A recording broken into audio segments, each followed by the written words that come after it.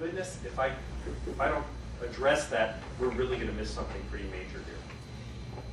Well, without revealing client no, confidentiality. it's fine. Well, again, I think I alluded a little bit to it before, where the finance director and the executive director gave, you know, basically how they understood the process of cash receipts to work. And this was a voluntary health and welfare organization that actually took rents from clients that it had living there, and the rents were very small, but they were based upon whatever the person could earn. They were originally homeless, and they're trying to transition them back into the working world. And so they would get those cash receipts, and then, you know, someone else was supposed to come with the person who collected the rents, and then they were supposed to give them to the bookkeeper at the front desk, and then they were supposed to have the bookkeeper signed the receipt and then took the money. Well, that all worked very nicely, but then when we started doing some testing, we could see that the monies that actually wound up in the deposit weren't the same as what had been given and signed off for. And so then in questioning the bookkeeper, it actually turned out that the bookkeeper had been stealing, had an emergency, and borrowed the funds at first, and had a need, and then found that no one ever bothered to look. They never bothered to check whether what wound up in the deposit was the same as what everybody was signing off on this beautiful log. And so that, you know, that created a whole, you know, then everything opened up from there, and then it was, you know, this person had stolen from them for several months because they were never able to pay it back, and then they had to keep getting more creative on how to basically switch checks for cash, and I mean, it became very complex for that person, unfortunately, and unfortunately that person went to jail because they originally had a need, but also because the controls were not actually fully being met.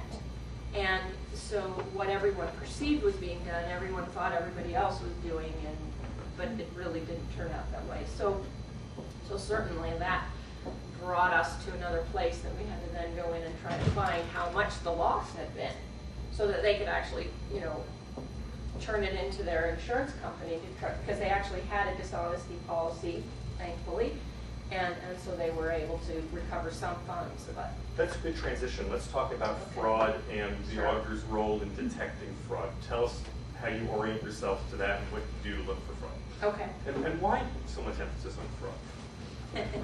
Because it happens.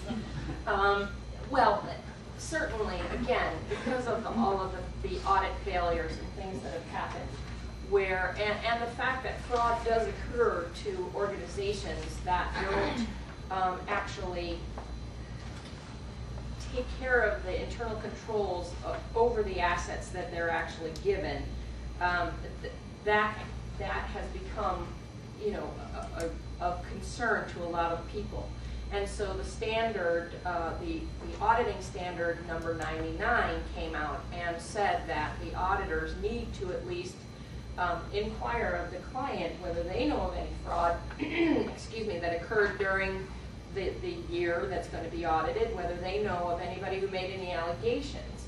And this came straight out of Enron.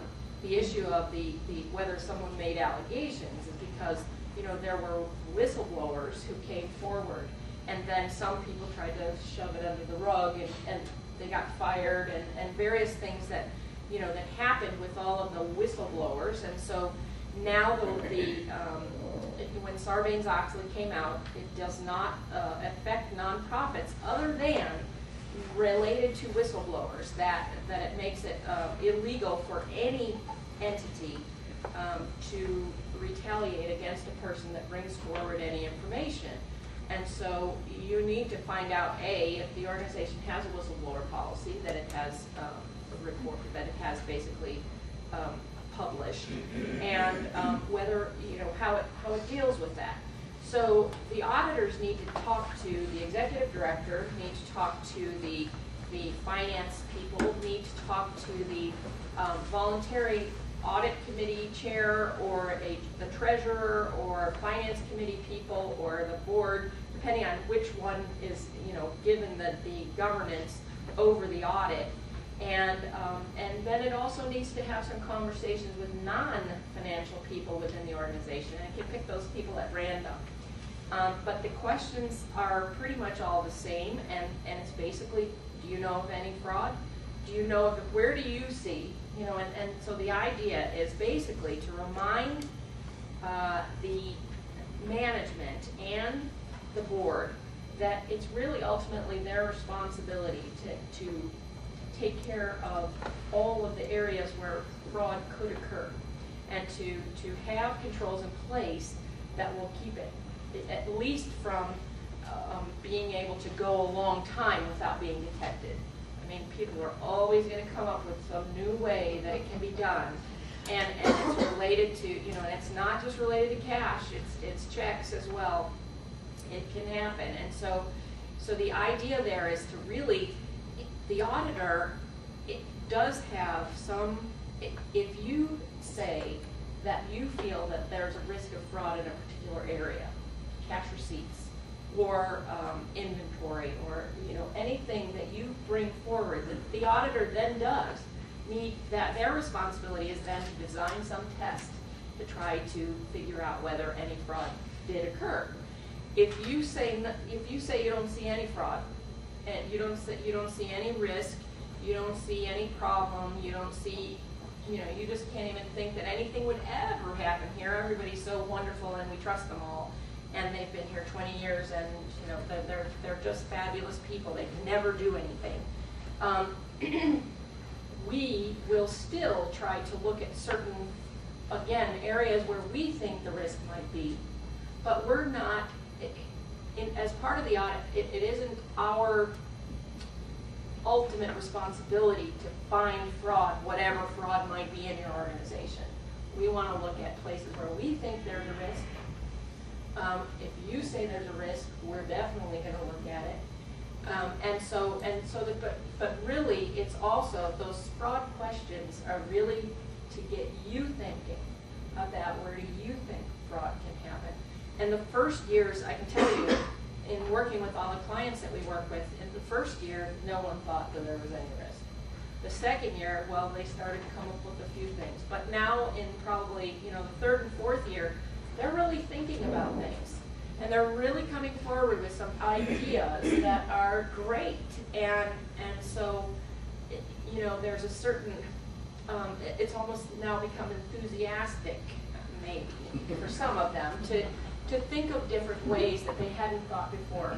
And so I think really the point of that auditing standard was more to bring a heightened awareness to management and to the board. I was going to say, let me ask a devil's advocate question here a little bit. You've kind of addressed this, but just so everyone's clear, when you ask these questions and design your tests and do your work, can we then assume that there is no fraud in the organization?